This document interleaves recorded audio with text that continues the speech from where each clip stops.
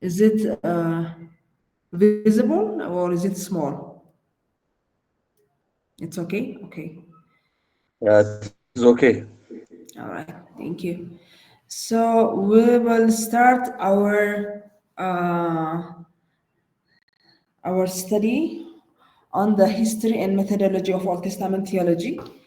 Um, Last week we didn't have a class because I was not able to come because of work related issues. But today we will go and start with history and methodology of Old Testament theology. So I was thinking actually to go through all the scholars in one session, but when I go through the material once again, I decided that I need to slow down a little bit so that we may really understand what their approaches are and also what their methodologies are. So we might see very few of the scholars today and how they approach the Old Testament. So to begin with, let's see the possible approaches to the survey. Um, Old Testament scholars Old Testament scholars, according to House, if I send, I think his book to you for your reading. I don't know how many of you are really reading these materials, but according to him, it is actually difficult to start. To choose a starting point for description of the study of Old Testament theology. What he means by this is that it is very difficult to come up with a date, an actual date, claiming where and how the Old Testament study started, or Old Testament theology actually started. So he somehow identified five possible approaches to the study of the Old Testament theology. He says that it's difficult to come up with a date saying or maybe declaring that this is the date that Old Testament theology has started. Um, when we think about this, if you remember last time, we have seen some problems in approaching the Old Testament theology, and it's one of it is because it's very vast, very wide, and the other one is because we cannot find a single author or scholar that agrees in some of the themes, the approaches one should take when it comes to studying the Old Testament. But from our last sessions, we can decide that the Old Testament actually, and also because we are believers of the book, the whole Old Testament and New Testament book, all 66 books, we need to have this stand and this belief that the Old Testament actually deserves a careful study and accurate interpretation. We need to study it carefully, and also we need to accurately interpret it. When it comes to interpretation, there must be some accuracy. Because, as I said, it contains diverse and important events happening during very long time or long time of period in history. So the events are different. There are different events. We cannot find one single event, but different events are there. There is also a stress in vital themes, and that those themes are very different. So we need to approach each theme according to its context and also according to its historical settings. The Old Testament also boldly presents pain and suffering of human life, especially when it comes to the theme of sin, the fall, and everything. So the Old Testament really boldly presents this theme. So we need to carefully study the Old Testament. But above all this, the Old Testament teaches how God involved in addressing all of these issues I just mentioned. So yes, it is the story of it, or maybe it's a book that incorporates important events, or maybe has different themes, focusing on the pain and suffering of human life. We must be very much sure that it is the story of God. The main character of the Old Testament is God. How God involved in addressing these issues, how God involved in human history. So it's not as such a history of important individuals or personalities, or maybe and different nations and nationalities, but it is the story of God, how He involved in addressing all of these issues. So it's the Old Testament tells us a very vital story, a very vital story. It portrays a magnificent and all-sufficient God who constantly involves in human history. So we need to have this understanding, this belief that the Old Testament is telling us, or it is portraying this God who is magnificent, who is all sufficient, who has his own attributes, and how he constantly involved in human life. But saying this in one hand, on the other hand, at the same time, there are certain difficulties in approaching this material. When we approach this material individually, we might face different difficulties. Maybe problem of understanding. For some of us, it's very difficult to understand some of the contents in the Old Testament. Maybe we might face some problem when it comes to interpretation. How can we interpret the Old Testament? Or maybe how can we unify this book, the Old Testament and the New Testament? How can we unify it? Because there are some things that are very new when it comes to the New Testament. So how can we unify these two materials? So it is vital, it is very important. It's a story of God, but at the same time, we might face some difficulties when it comes to understanding its message, its content, or maybe when we are trying to interpret it, or when we are trying to unify it with the New Testament. Therefore, in order to address this and bridge the gap, we will try to focus on sketching the history and academic discipline known as the Old Testament theology. How is Old Testament theology started, and also how does it progress? So coming to our slide, how suggested possible approaches to the Old Testament to be able to understand its content, to be able to interpret it, or maybe to be able to unify it to the New Testament or the whole material. We need to approach, or we need to use one of these approaches. Actually, not all of it exhaustively, but one of these approaches. And these approaches were used by different scholars throughout the history. The first one is using the Old Testament itself. Using the Old Testament itself. When we want to understand the Old Testament, some scholars are saying that we need to start from the Old Testament itself. That approach, that theology, must grow and develop within its own pages in the Old Testament. So we need to have a serious analysis of the subject, the books, the Old Testament.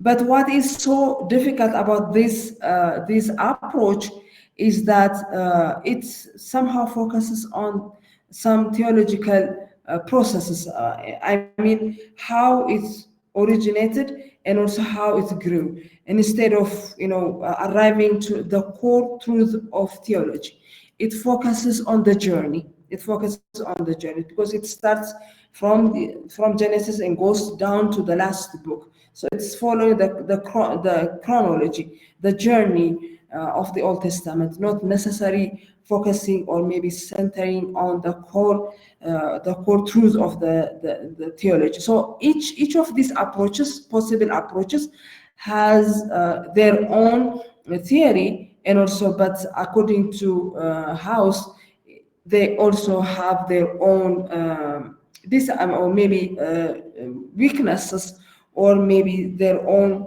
difficulties.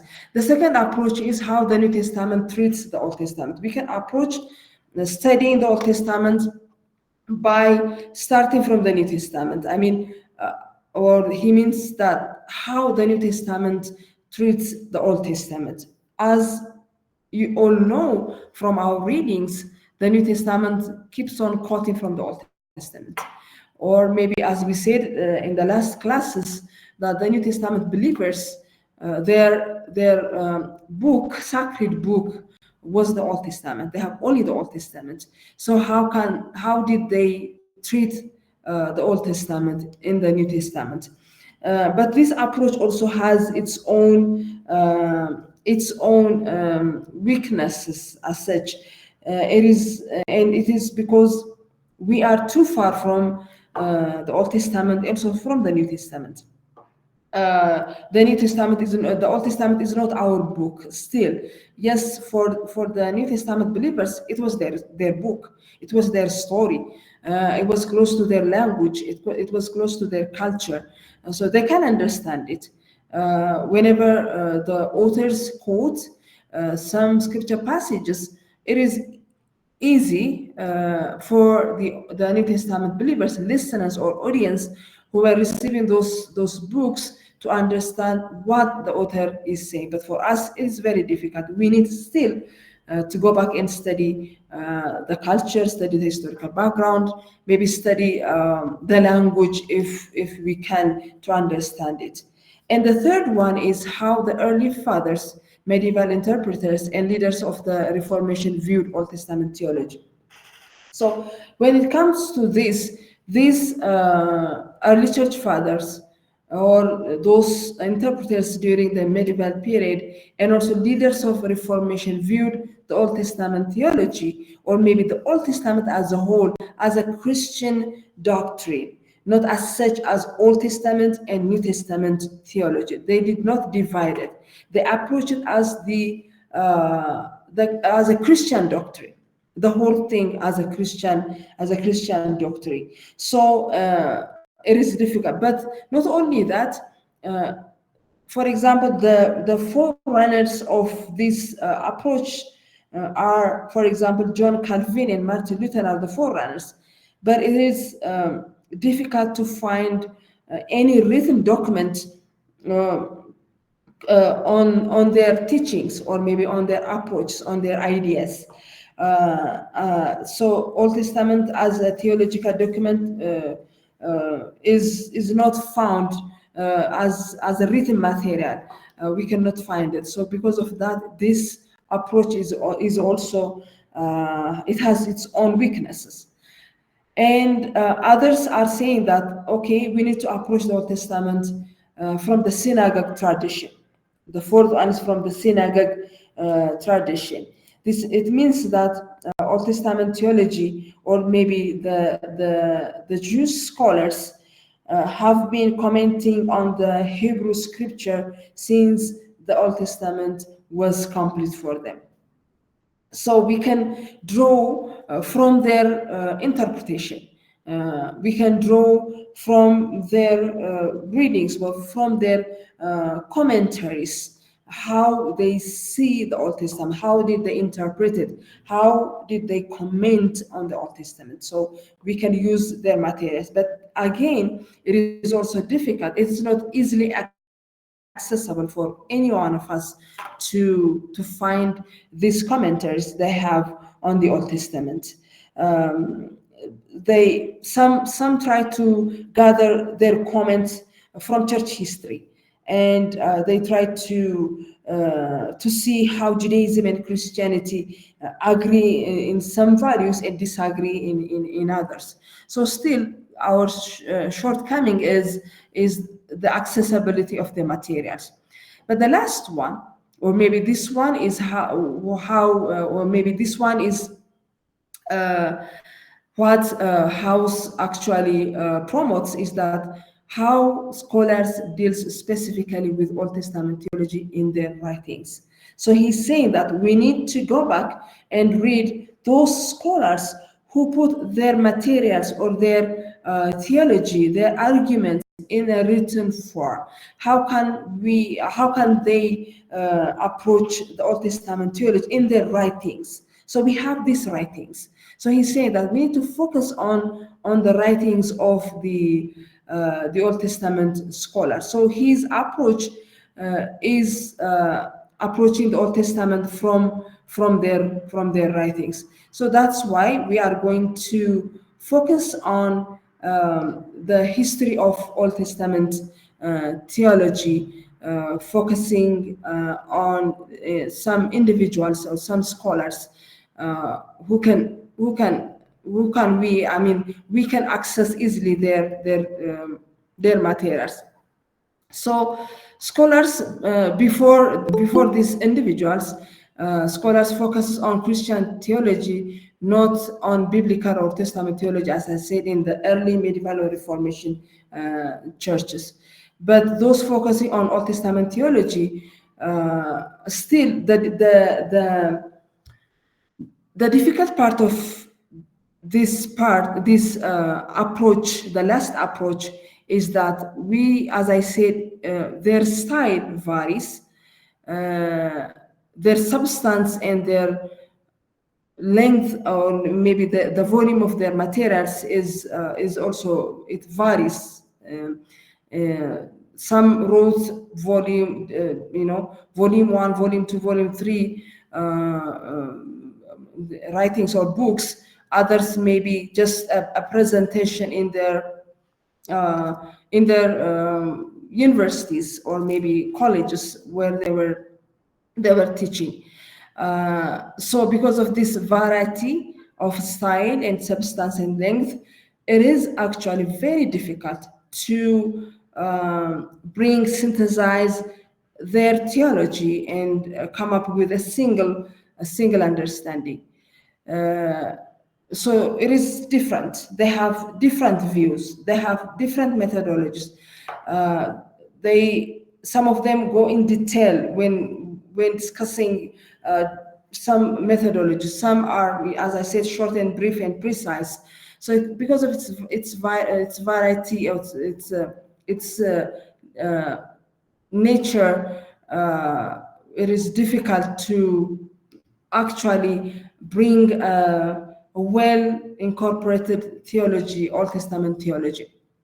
But even though they have various style, or maybe they have various substances, they have also certain characteristics, common characteristics, or shared characteristics. These are their purpose.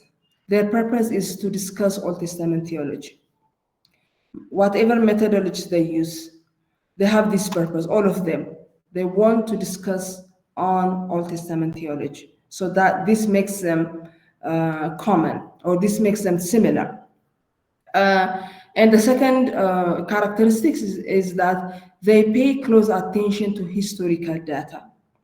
Historical data are very important for them, even though they actually have various approaches when it comes to historical data. How they accepted it. Did they accept it as historical facts, or as something that is created by some Old Testament people? So their approach is different when it comes to historical data, but they have similarity because they pay close attention to historical data. The last one is they seek to relate the Old Testament message to the church. This actually is very important theology, or maybe theological approach. when we approach theology, or maybe the reason for us to study theology should be, even for us today, should be to relate the message of both the Old Testament and the New Testament to the church today, the current church. We want to study theology, or maybe we want to go through Bible studies or Bible colleges, seminaries, should be in order for us to serve the church, to teach the church, to help the church or the congregation to understand the Bible in a better way. Not to be those people who are full of jargons, but to be those people who really relates the messages of the Bible to the church, the current church. So this is how, or maybe these are some of the characteristics all Old Testament scholars shared in their materials, in their writings, or in their teachings, in their research, in their approaches of the Old Testament. So let's see these Old Testament scholars, starting from Gabler, who was the first one to come up with Old Testament theology. If you have any question, please stop me. You can interrupt me anytime you want. So we are following for this class House's division of this Old Testament history. He divided it into 4 different sections. So the first one is the beginning of Old Testament theology, and it is from Gabler to Wellhouse. So we'll try to see some of the scholars today. If we finish it until Wellhouse, it's okay. But if we cannot finish it, we'll come up to it next week. So the first scholar is Johann Philipp Gabler. His origin of biblical theology as a separate discipline. He started treating biblical theology as a separate discipline, not together with systematic theology, because the previous scholars they did not make demarcation between biblical theology and systematic theology. Actually, they see the Bible as a theological material, but he started separating biblical theology from systematic theology or dogmatic theology. So he is the originator of biblical theology as a separate discipline. He made a distinction between biblical and dogmatic or systematic theology. And he says that biblical theology lies in the Bible itself, not in the philosophy of the theologian, or maybe the presupposition of a theologian. Biblical theology should start, or maybe the foundation for biblical theology must be the Bible itself.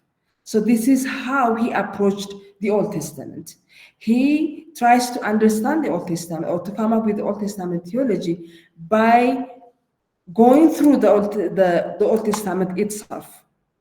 His textbook is the Bible itself, the Old Testament itself. And the purpose is to set forth what the Bible writers actually believed. So he made the Bible, or the Old Testament, his textbook, so that he wants to understand how the biblical writers actually, or what they actually believed. So for this approach, or maybe for this for his study, he suggested 3 stages of approach to examine biblical theology. The first one is the gathering of historical data from Old Testament, from Old and New Testament. The gathering of historical data from the Old Testament and the New Testament. This is his approach. And the second one is a comparison of the various parts attributed to each testament. And the last one is to note the agreement and disagreement in order to determine what universal notion emerged. So he analyzes, synthesizes the Old Testament or the whole Bible as his textbook, So his first approach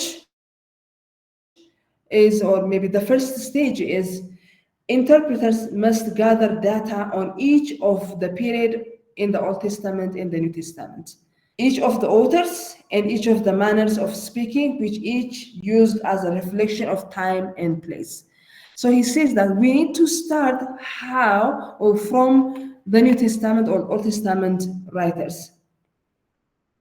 So we need to gather all the data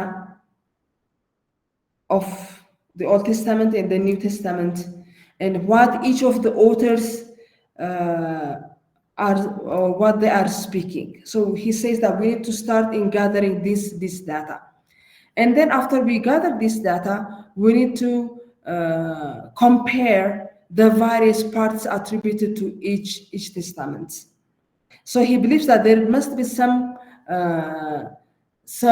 various ideas, but we need to compare them in order to come up with a common ground, And the last one is to note the agreement and disagreement in order to determine what universal notion emerged.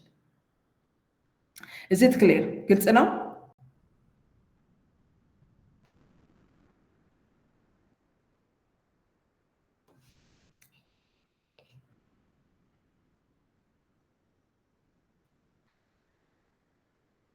All right, thank you.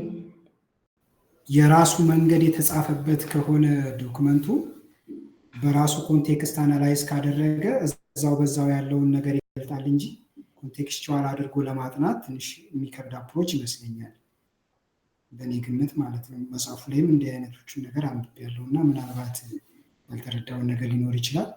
ኮንቴክስቹዋል አድርጎ ፍሮም አዘር ሶርስ ኦፍ ያንን ነገር ቬሪፋይ ማድረግ ጥሩ መንገድ በዛው ባለው ዳታ ላይ በዛው በተገኙ ፋይንዲንግ በዛው በተገኘ ሂስቶሪካል ኮንቴክስቶች ላይ ያንን ማጥናት ምናልባት አይሁድ ወይም በነዛ በጆሽ ባለው ኮሚኒቲ ካልሆነ በስተቀር አሁን ላለነው ኒው ቴስታመንት አንደርስታንዲንግ ቻሌንጅፉል ይመስለኛል ይሄ አፕሮች ማለት ነው። ሜቢ እንግዲህ more of you can help me. Okay, when we are studying these approaches, we're focusing on historical approach ነው ፎከስ እያደረግን ያለ ነው። So this is the beginning, the first part. So the current approach is different from the beginning, but this is how they approached it. ግልጽ ሲጀምሩት በዚህ አፕሮች አድርገውታል እንጂ this is not as such one approach we should follow. ግልጽ ነው። ሂስትሪውን ነው እየተመለከትን ያለ ነው። So when they start this approach, they started from analyzing and synthesizing the Old Testament as a textbook. One, because they are closer than us, because it's in 1787, in 1870, up to 1878 that these people were studying the Old Testament. ስለዚህ እነሱ ሲነሱ ለነሱ ቅርብ ከሆነው ነገር ተነስተዋል። But for us today, ወይም ደግሞ በዚህ ክላስ ውስጥ እያየን ያለነው ነገር the historical approaches እንዴት ነው scholars Old Testamenትን approach ያደረጉት። So ያንን ሂስትሪ እያየን ስለሆነ this is kind of a foundation. ግልጽ ነው። ዘላለም ነህ መሰለኝ ያነሳው። እኔ ነኝ። ግልጽ ነው። ታንክ ዩ ቲቸር።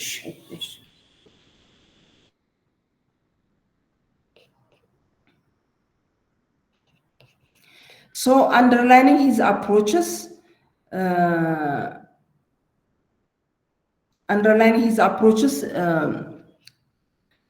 there is a rationalistic view of the inspiration and reliability on scripture. So his approach is, or he's saying that he's actually rationalistic.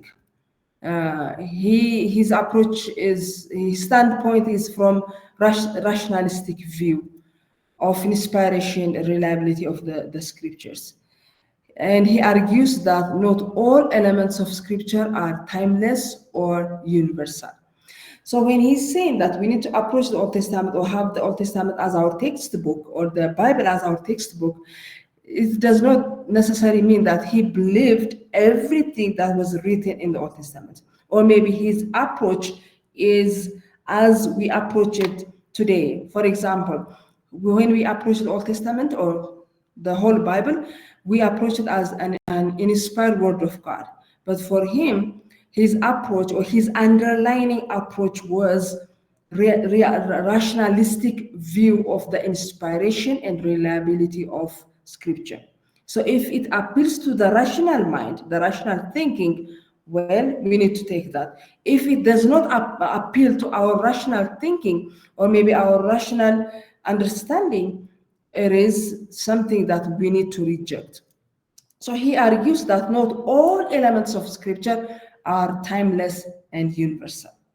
So there are scriptures that are timeless and universal. There are scriptures that are not timeless, that must be treated culturally, historically, as something that happens then and there, not applicable to us today, to the current time. He arrives at teaching that are truly inspired and useful for shaping church dogmatics. One must eliminate what is temporary, human, and non-universal. So what he's saying is that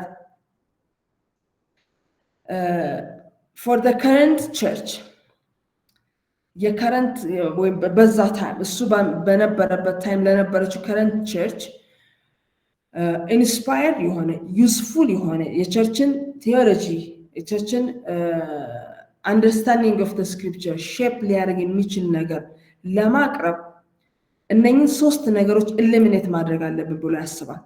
The first one is temporary, tied to specific historical moments or cultural situations. Those historical events or maybe stories we find in the Old Testament, if they are tied to specific historical moments or cultural situations, he said we need to eliminate that. ምክንያቱም for current church, his church, they are not applicable.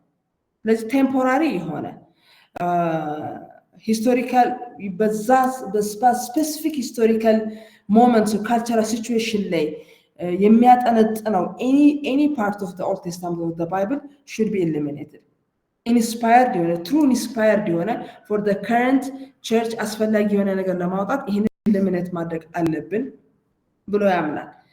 The second part he said that we need to eliminate is human, reflecting on human limitations, biases, contexts bound to expressions.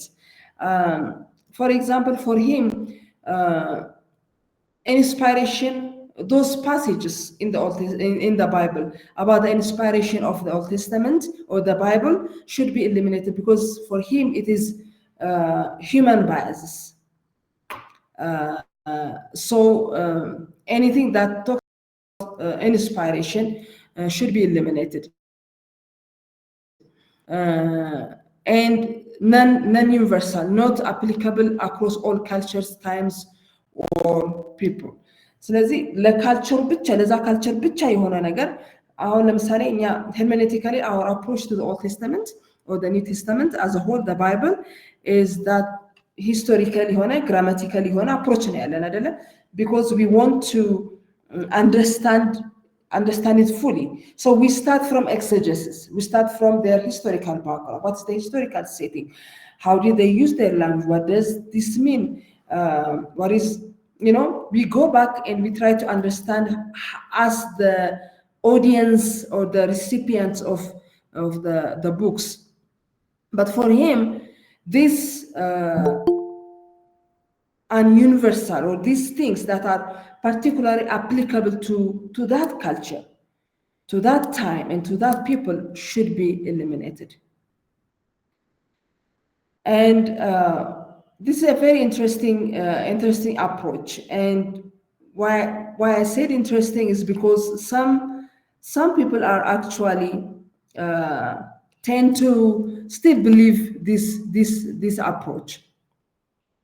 So anything that is temporary, anything that is reflecting human limitation, biases, or maybe context-bound expressions, and anything that is not applicable across all cultures, time, and people should be eliminated. So his approach is totally rationalistic approach. So when we say this, what do you think some of the issues that he said, maybe the specific issues that he is eliminating? One, I mentioned inspiration. What do you think are the other things that he eliminates?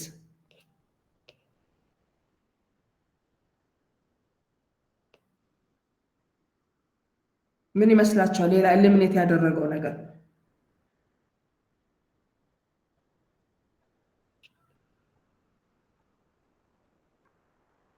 anyone?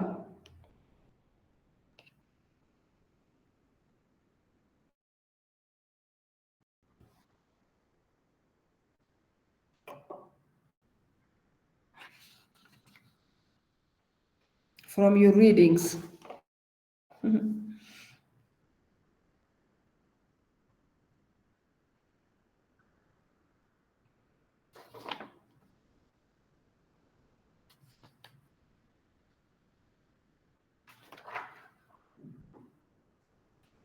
Okay.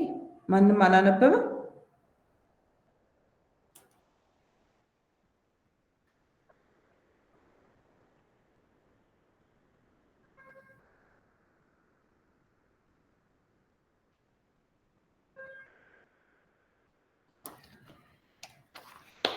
All right, for next time, please come to class reading the materials, please.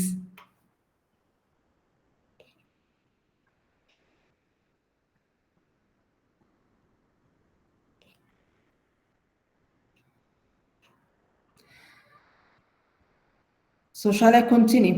Is it clear?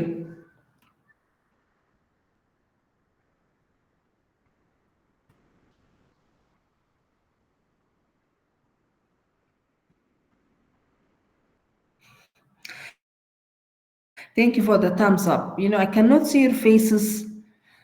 I'm not sure if you are listening to me or if you are there or not. Thank you. Some of you are turning on your cameras. Thank you for that. So it's clear so far? ግልጽ ነው? His approach, his methodology has strength and weaknesses. The strength is that he insists on the value of biblical theology. As compared to the previous scholars who focuses on systematic theology, he actually insisted on the value of biblical theology. And also the second one is the call for historical analysis. Even though he has some reservations when it comes to historical analysis. One of the things I mentioned is inspiration. The other thing that he eliminates is, for example, some miracles in the Bible. Some supernatural miracles. He said, no, it's not applicable, so it must be eliminated. So when it comes to history, his analysis, of course, he calls for historical analysis, but he has some reservations. And the negative one is his insistence on rationalism and its refusal to discuss what lies beyond the human senses eliminates much of scripture from serious theological considerations. ስለዚህ በሂውማን ሴንስስ በደንብ እንትን አናላይዝ ሊደረግ የማይችል ነገር አይደል? አሁን ለምሳሌ 5 ሴንስስ ነው አይደል ያሉን ሚራክልስ በየትኛው ፌት ነው ሚራክልስን ሲመጣ እውነት ነው እውነት አይደለም የሚለው እንጂ not our senses በአይናችን በእጃችን የምናየው አይደለም ሚራክልስ supernatural thing when experience የምናደርገው አይደል supernatural thing so those supernatural things በhuman sense beyond human senses ስለሆኑ eliminate መደረግ አለባቸው የሚለው his insistence on rationalism theological consideration seriously theological consideration as a negative approach or weakness ይታይበታል his theory opens the door for a negative separation of Old and New Testament theology New Testament and Old Testament theology ጋር ሲመጣ ያለው approach separationን በጣም በዛ ላይ ያለው approach negative የሆነ weaknessን ያሳያል the gap has formed between how theology is studied in academic settings and how doctrine is taught within the church so you know in the church when we are reading our Bibles or when they are reading their Bibles they are reading all these historical events that were happening ምናልባት እነኛ ኢቨንቶች miracles ሊሆኑ ይችላሉ ምናልባት እነኛ ኢቨንቶች supernaturally እግዚአብሔር በመካከላቸው ተገልጦ ያደረገው ነገር ሊሆን ይችላል so the church is reading that but the academic setting is saying that these things should be eliminated እነኚህ ነገሮች መግባት የለባቸውም eliminate መደረግ አለባቸው የሚል academic የሆነ discourse አለ so between these two ትልቅ gap ስለሚፈጥር that is the weakness you know when they start their approaches they are saying that we want to help the church understand the Bible but actually what they are saying is that or what they are doing is that they are bringing that big gap between academic setting and doctrines taught in the church ይሄ academic discourse ብቻ ይሆናል ማለት ነው and the same thing is that I think happening in our time as well you know every time when I teach in Bible colleges I always encourage my students to try to go back to the church and try to you know narrow the gap between theology or theological study academic study and what is taught in the church አደነኝ ሁለቱን ማስታረቅ ነው በቃ ትልቁ ስራ so it is sad after going through academic settings after going through reading all these materials ወደ ቤተክርስቲያን የማይመልሰን ከሆነ ወደ አገልግሎት የማይመልሰን ከሆነ የእግዚአብሔርን ቃል በተሻለ መልኩ ለማስተማር የማያደርገን ከሆነ it's unfortunate it's a tragedy actually so his approach has a negative or has weaknesses because it brings a great gap between academic teaching and also what the church actually is teaching in their you know daily services what is actually as I said happening to us today so we must you know go through or we must have this purpose in our hearts deep in our hearts መማረው ማጠናው ከመጽሐፍ ቅዱስ ለመራቅ መጽሐፍ ቅዱስ ለማመን መጽሐፍ ቅዱስ ለመጠራጠር ብሉይ ኪዳንን ለመጠራጠር ሳይሆን ብሉይ ኪዳንን የበለጠ አንደርስታንድ አድርጌ ወደ ቤተክርስቲያንን ለማገልገል ነው የሚለው ነገር is very important as students of the Bible actually we are students of the Bible we're not students of scholars አይደለ የመጽሐፍ ቅዱስ ተማሪዎች ነን እንጂ የእንትኖች የመጽሐፍ ቅዱስ ተማሪዎች scholars እንትኖች አይደለንም። የእነሱን ፕሮሞት የሚያደርጉ ሰዎች መሆን የለብንም። ግልጽ ነው። ወደ ሌላው አፕሮች ከመሄድ በፊት ጥያቄ ካላችሁ or anything that is not clear?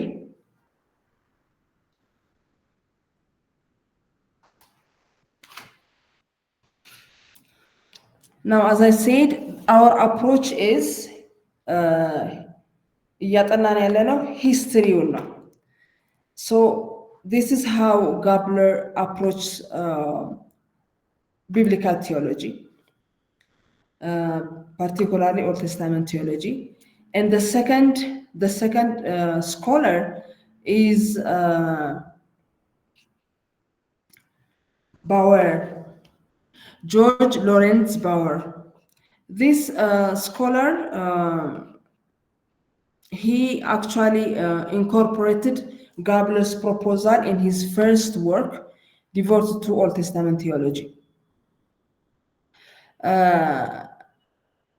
Gabler actually focuses on biblical theology, but Bauer focuses on, or maybe he's the first one to separate Old and New Testament theology. So Gabler separated biblical theology from systematic theology, or maybe he brought biblical theology and started promoting it. But Bauer separated Old Testament and New Testament theology. This is the progression. Historical እድገቱ ይሄ ነው። ያኛው ከሲስተማቲክ ቴዎሎጂ በጣም ያንን ከአጎላ አካዳሚክ ሰርክል ውስጥ ቢብሊካል ቴዎሎጂ የሚለውን አወጣ። ይሄኛው ደግሞ በሱ ላይ ጨምሮ he incorporated his approach, Gabler's approach, and devoted to the Old Testament, and he separated the Old Testament and New Testament theology. So he agreed with Gabler's conviction that biblical theology should precede and inform systematic theology. This is their conviction. Their conviction is systematic theology must start from biblical theology, or biblical theology should precede or inform systematic theology. Systematic theology must be founded on the Bible, biblical theology. ስለዚህ any theological studies or any theological approaches must not start from systematic theology. ከላይ ግን ሂስቶሪ ከዛ በፊት ያሉትን ሂስቶሪያንስ ኦር ስኮላርስ ብትመለከቱ እነ ካልቪን እነ ማርቲን ሉተር እነሱን ብንመለከት their approach is systematic አይደል? የሆነ አንድ ሲስተማቲክ ቴዎሎጂ አንድ ቴዎሎጂካል አይዲያ ያነሳሉ። they approach it, they create and craft their theology. Yes, they are quoting the Bible, but not the whole Bible as their textbook. Somebody said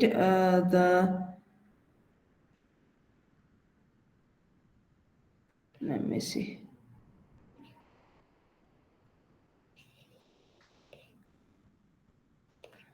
ፓወርፖይንቱ ግልጽ አይደለም፣ አይታይም።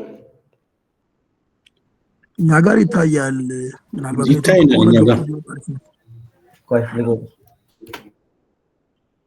Okay, somebody said the PowerPoint is not let me see. Presentation is not visible for me. I don't know how to help you with that.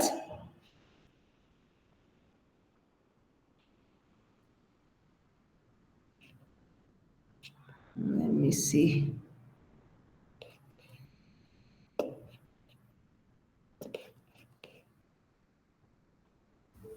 Now it is corrected. It is visible now. Thank you.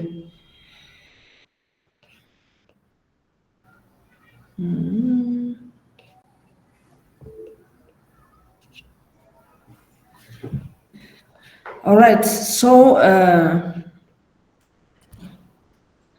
he እጅ ያነሳ ሰው ጥያቄ ነው? Yes, of course. Yeah. Doc, it's me. እሺ እኔ አንድ በአማርኛ ላድርገውና የጋብለር አፕሮች እና ቅድም የተማርነው አምስቱ አፕሮች አለ ሶ የጋብለርን አፕሮች በአንዱ በየትኛው ማቀፍ ውስጥ አስገብተን ነው አሁን እያየን ያለ ነው ወይስ አምስቱን አፕሮች ኦቲን የምንቀርብባቸውን የታስቀምጠን አሁን ኢንዲቪጁዋሊ የጋብለር ሲሚውን የሌሎችን አፕሮች የምናይበት በእነሱ ማቀፍ ውስጥ ሆኖ ነው ወይስ የታስቀምጠናቸው ነው የሚለው ትንሽ እሱ ግልጽ ነው እሺ አምስቱ ማቀፎች አምስቱ አፕሮቾች ሃውስ የሚባለው ፖል ሃውስ ሰጀስት ያደረገው ኦር ሜቢ ፖሲብል የሆኑ አፕሮቾች አሉ እነኛ አፕሮቾች ቢዝነስ አይዲያ መፈለጋቁሙ የዓለም ትልቁ ፕሮብለም የትኛው ነው ማን ሳይለንት አድርጉልን ፕሊዝ ለምትለዋን ፕሮብለም መፈለግ ሞክሩ አቤኒ ሚውት አድርግልን ፕሊዝ አቤኒ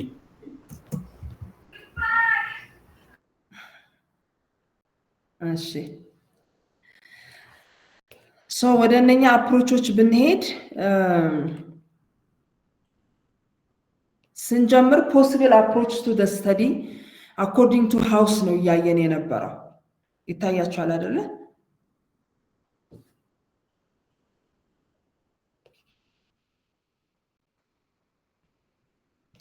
house identify ያደረገው 5 possible approaches ናቸው የመጀመሪያው አፕሮች ኦልድ ቴስታመንትን ራሱን በራሱ ማየት ነው ይሄም የራሱ የሆነ ሊሚቴሽን አለ እያንዳንዱ አፕሮች አለ ሊሚቴሽን አለ so the last one is how scholars deal specifically with old testament theology in their writings አሁንኛ ኦልድ ቴስታመንት ጋር ስንመጣ እነኛ አይነት possible approaches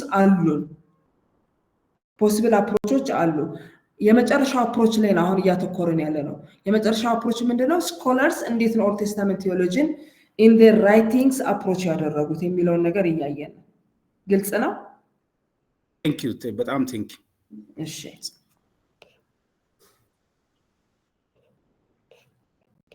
ስለዚህ ባወር ጋር ደርሰናል አይደለ so Bauer Old Testament እና New Testament theology separated መሆን አለባቸው የሚል conviction ነው ያለው but he incorporated Gabler's approach እና ዛሬ ነው አድ ያደረገ ያለው አንዳንዱ ነገር ይጥላዋል አንዳንዱ ነገር ሰፋ አድርጎት ይሄዳል ማለት ነው he agreed with Gabler's conviction that biblical theology should proceed and inform systematic theology ከsystematic theology መቅደም አለበት biblical theology or biblical theology must be based on systematic theology must be based on biblical theology የሚል approach ነው ያለው both of them ያላቸው he aimed to apply historical methodology approach in his study striving to uncover the enduring theological themes embedded in the Old Testament still again his approach or he wants to apply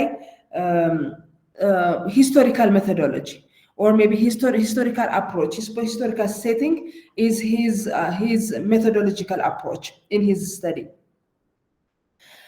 but again as Gabler was his work is also liberally rationalistic አሁን እነኚህ ሰዎች እንግዲህ እስካሁን ያየናችሁ ሁለት ስኮላርስ አይተናል they are liberal scholars so rationalistic no still his approach any idea of supernatural revelation of God through theophanies miracles or prophecies is to be rejected again historical approach ቢኖረው እነኚህ ነገሮች ግን eliminate መደረግ አለባቸው just like Gabler was saying approach ስናደርግ any supernatural revelation be it God appearing through theophanies or miracles or prophecies is to be rejected for him as well he interprets the Old Testament miracles as myth አሁን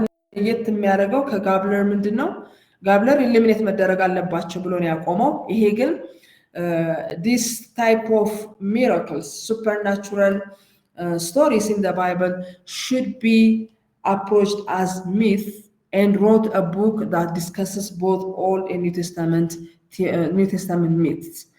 So if you want to read his books, you can find in some of the materials the title of the book. So he interprets the Old Testament miracles as myths. For him, history is that which conforms to historical methods in use at the end of the 18th century. So anything that is appealing to the rational mind is the history that we can trust, according to these two individuals. He is the first author of the distinctly Old Testament theology, but his format follows the three traditional dogmatic category. So yes, he believes that biblical theology and systematic theology should be separated, but his approach when it comes to Old Testament theology, his approach is, or maybe he uses traditional dogmatic categories. So he talks about theology, he talks about anthropology, he talks about Christology. So if you talk about these three things, yes, actually you're talking about systematic theology. But he's saying that systematic theology and biblical theology should be separated. But when he approaches the Old Testament theology, he approaches from the standpoint of traditional dogmatic category, as a theology, as anthropology, and also as a Christology. This is how he approached it. So you can see some kind of contradiction when it comes to him. So summarizing these two teachings, or maybe these two approaches on these two scholars' contribution, we can summarize it into 4 points. Both Gabler and Bauer basically creates the discipline of Old Testament theology. Summarize ስናደርገው ምንድነው? Old Testament theology started from them, even though there are some issues that we don't agree with them with, or maybe there are some issues the current approach or discipline of Old Testament theology doesn't agree with them. But basically, they create the discipline of Old Testament theology. ስለዚህ ኦልድ ተስታመንት ቴዎሎጂ ከማጀመረ ሲባል ከነኚህ ከሁለቱ ሰዎች ማለት እንችላለን አንዱ ላይ ሌላኛው አድ አድርጎ ስለሄደ ማለት ነው። Both believe Old Testament theology must have a strongly historical component, but rationalism ወይም ደግሞ rationalistic የሆነ approach and view ያስፈልጋል ብለው ነው የሚያምኑት, leaving little room for the supernatural. ስለዚህ yes, Old Testament theology must have a strong historical component ሊኖረው ይገባል ብሎ ቢያምኑም those components that are rationalistically appealing ያልሆኑት should be eliminated, supernatural የሆኑት should be eliminated የሚል approach ነው ያላቸው። The third point is both argues that the Old Testament teaches some universal truth applicable to Christians in all eras.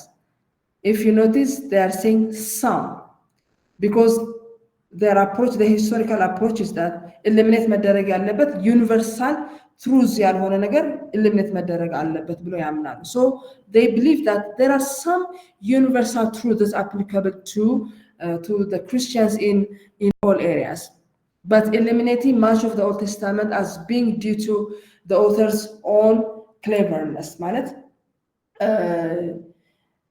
በራሳቸው ነው ይሄኛው ትክክልና መጨመር አለበት ይሄኛው መጨመር የለበትም የሚለው ነገር based on their own cleverness ነው። universally appeal የሚያደርግ ካልሆነ it's culturally bound ከሆነ it is applicable only for those people ከሆነ that kind of things, or humanistic የሆነ ነገር የምናይበት ከሆነ eliminate ማድረግ አለበት። ስለዚህ this thing የአንድን ሰው ክሌቨርነስ ነው የሚያሳየው ይሄኛው አፒል ያደርጋል ይሄኛው አያደርግም የሚል የመከፋፈል ክሌቨርነስ ላይ ዲፔንድ ያደረገ ነው የነሱ ላይ ማለት ነው። So there are some things they say that it is universally applicable or the universal truth, that is applicable to the current church ስለዚህ ያ መወሰድ አለበት ይሄኛው መወሰድ አለበት የሚል approach አላቸው the other thing is Gabler never writes an Old Testament theology he just presented a single paper in his seminary but never wrote Old Testament theology. You cannot find Old Testament theology books. But his work, Bauer incorporated his work and divided the biblical material into the study of God, humankind, and Christ. Still, both of them, or maybe Gabler also, Bauer, Gabler theology incorporates Yaderk, but kind of dogmatic approach or systematic approach ነው የነበራቸው study of God humankind and Christ በሚለው ላይ የተጠቃለለ approach ነበራቸው ማለት ነው ስለዚህ በእነሱ ታይም ላይ የነበረ ኦልድ ቴስታመንት ቲዮሎጂ ምን ደረጃ ላይ እንደነበረ ክሊር ነው አይደለ ወደሚቀጥለው ከመሄዴ በፊት እሺ ግሩም እሺ ዶክተር ቴንክ ዩ በጣም ክሊር ነው ጥሩ ነገር ያገኘን ነው አይ ቲንክ ደስ ብሎኛል በጣም ደስ ይላል እኔ ተከታተልኩ ያለሁት ግን ጥያቄ በዚሁ አጋጣሚ እንደው ያንቺንም መልከታም በዛው ደግሞ ከንባብም ከጥናትሽም ያጣጫጡ ነው የምትዩ ነገር ካለ ምናልባት ለመስማት ብዬ ነው የምጠይቀው እንግዲህ ስነ መለኮታችንን ስናዋቅር ስነ መለኮታዊ ትምህርቶቻችንን ስናዋቅር ብዙ አይነት ሜቶዶሎጂዎችን እንጠቀማለን በተለይ በቲዮሎጂ ዓለም ሲስተማቲክ ቲዮሎጂ ቢብሊካል ቲዮሎጂ ፊሎሶፊካል ቲዮሎጂ ምናምን እያለን እንከፋፍላለን እና እኔ የትኛውን አፕሮች ብንመርጥ ሞሮ ቢብሊካል እንሆናለን አንድ ሁለተኛ ደግሞ የትኛውን አፕሮች ብንመርጥ ለምናወራው ነገር ኮንሲስታንት መሆን እንችላለን የሚል ጥያቄ ነው መጠየቅ ፈልገው ይሄን ለምደማነሳው ለምሳሌ ሲስተማቲክ ቲዮሎጂ የጠቀመንን ያህል በጣም ብዙ ችግሮች እንደፈጠሩብን የቢብሊካል ስኮላርስ በተደጋጋሚ ሲናገሩ ሰማለሁ ደግሞ አንዳንድ ጊዜ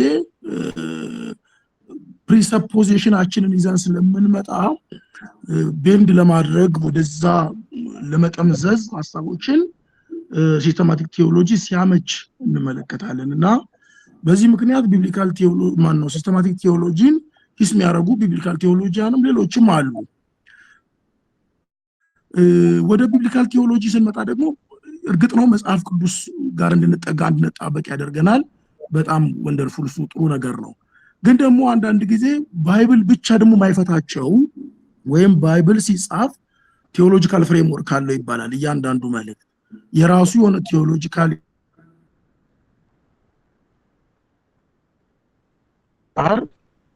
ተቋረጠ ግርማ መጥቻለሁ አሁን ሰማለሁ አላም ይሰማል ያ እና ባይብል የራሱ እያንዳንዱ መልእክት ሲጻፍ የራሱ የሆነ ቴዎሎጂካል ፍሬምወርክ አለውና ለዘመኑ አሁን ላለንበት ዘመን የማይነካቸው ነገሮች አሉ ለምሳሌ ስለ ኤአይ ባይብል አይነግረንም ስለ ትራፊክ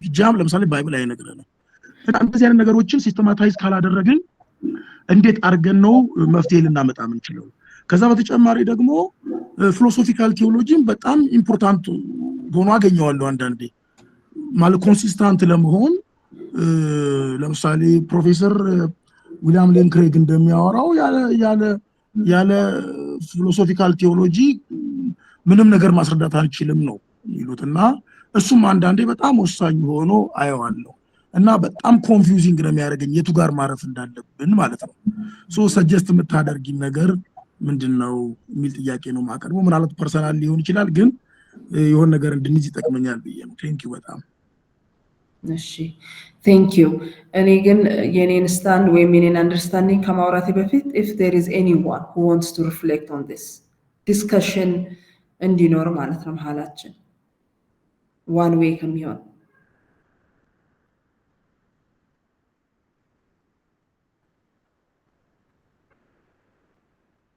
መሰለኝም ብሎ ማውራት ይቻላል። እሺ ሳምሰን ነው እጅ ያነሳው ነው። ግርማ ድጋሚ ያነሳች። እሺ ሳምሶን እሺ ሳምሰን ቀጥልሽ። እሺ ወንድሜ ባነሳው ላይ እንግዲህ መሰለኝ ልበል ያው ሪሰርች ስለሚፈልግ ቢብሊካል ቴዎሎጂን ቤዝ ማድረጉ በጣም ወሳኝነት አለው ብዬ አስባለሁ። ምክንያቱም ባይብል የሚናገረውን ነው በሪሰርቻችንም ማጠናከር ያለብን ብዬ ነው እንትን የምለውና ባይብል ምን ይላል በዚህ ጉዳይ ላይ ምን ይላል ብለን ስንናገር ሲስተማቲካሊም ልናየው እንችላለን። ፊሎሶፊካሊ ምን ሊል ነው ብለን ልንነሳ እንችላለን። ግን ባይብል የሚናገረውን ነገር በምንም ይሁን በምን አፊርም ለማድረግ ነው። ለምሳሌ ሳልቬሽንም ይሁን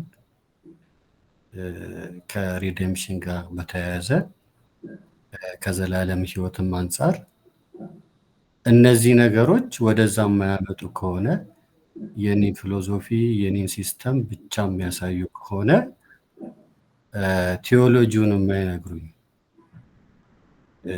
ወይም የእግዚአብሔርን ሐሳብ የማይነግሩኝ ከሆነ ያው እውቀት ብቻ ስኮላር ብቻ ነው የሚሆኑት፣ የኔ ሐሳብ ይሆናሉ። እና በዓለም ታሪክ ውስጥ ብዙ የፊሎሶፊ ሰዎች ተነስተው ነበር፣ አዋቂዎች ተነስተው ነበር።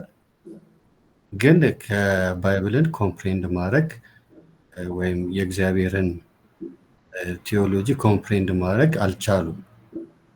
እዛ ውስጥ ነው የሚሰወሩት። እና አሁንም በዘመናችን የምናየው አንድ አዳዲስ ትምህርቶች አሁን ሰሞኑን በተለያዩ ሚዲያዎች የምናያቸው እንደ ሜዲቴሽን እንደ የተለያዩ ፊሎሶፊዎች ተነስተዋል። እና ግን ያው ከባይብል ላይ ነው መጀመሪያ የወጡት።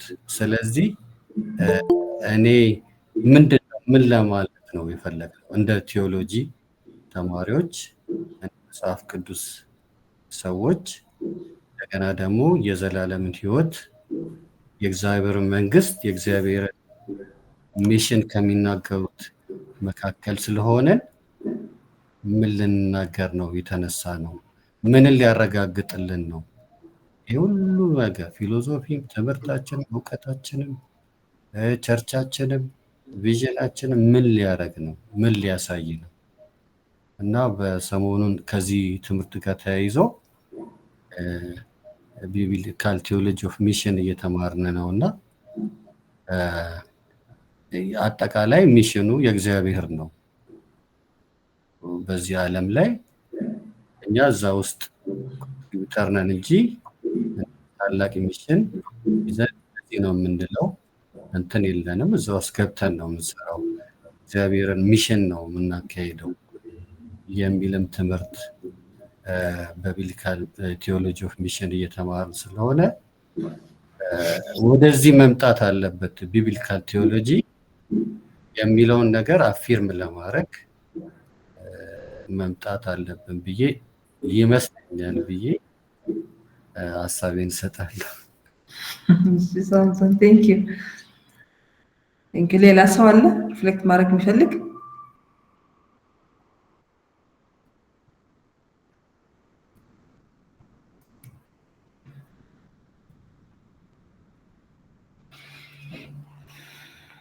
የለም።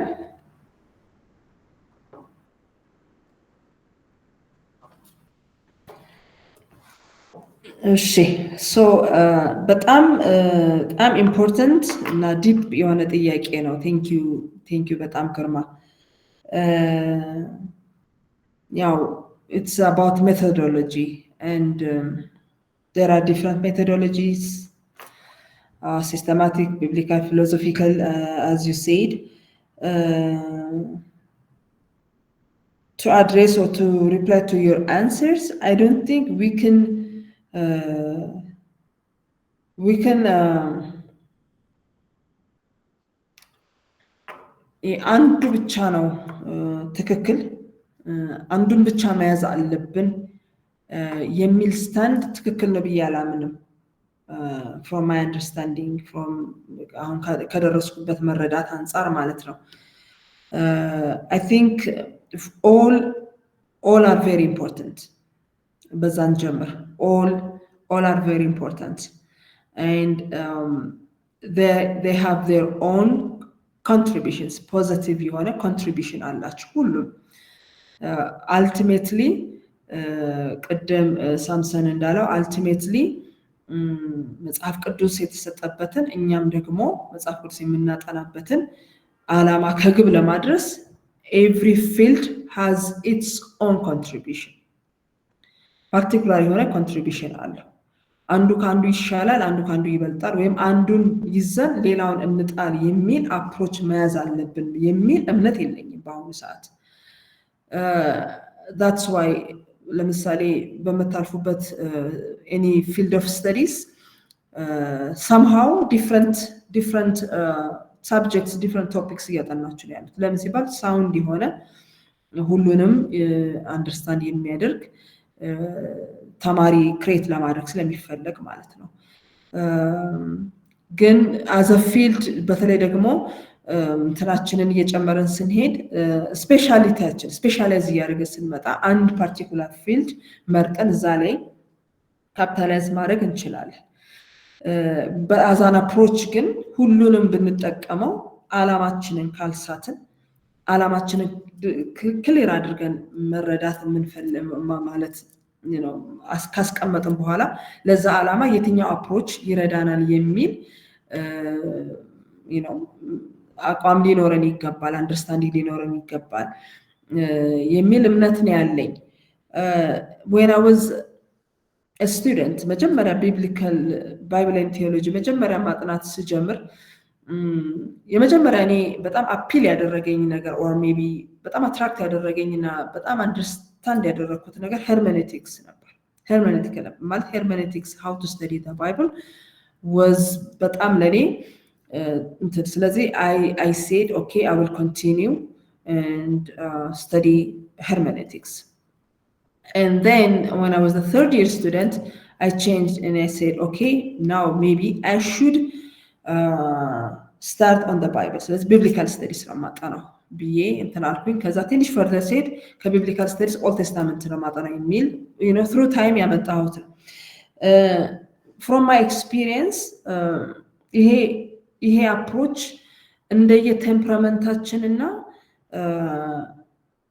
እንደኛ ነገሮችን አናላይዝ የማድረግ ካፓሲቲ ዲለያንድ ለአንዳንድ ሰው ሲስተማቲክ ቴዎሎጂ is very much appealing to understand the bible መጽሐፍ ቅዱስ ለመረዳት ሲስተማቲክ ቴዎሎጂ በደንብ አፒል የሚያደርግላቸው ሰዎች አሉ በደንብ አንደርስታንድ there are those who wants to come up from the side of biblical studies philosophically approach የሚያደርጉ ሰዎች አሉ ያ በዛም field መጽሐፍ ቅዱስን easily understand ማድረግ የሚችሉ ስለዚህ it depends on our temperament it depends on our intellectual capacity ይሄ ትሬን ያደረገው ማይንዳችን ትሬን ያደረግንበት way የትኛውን ፊልድ ከየትኛው ፊልድ ልምረጥ የሚለውን ነገር ሊሰጠን ይችላል ግን my stand right now as I said is ሁሉም በቦታው አስፈላጊ ነው for example last week I gave a course at Addis Ababa Bible College for master's class on poetry and proverbs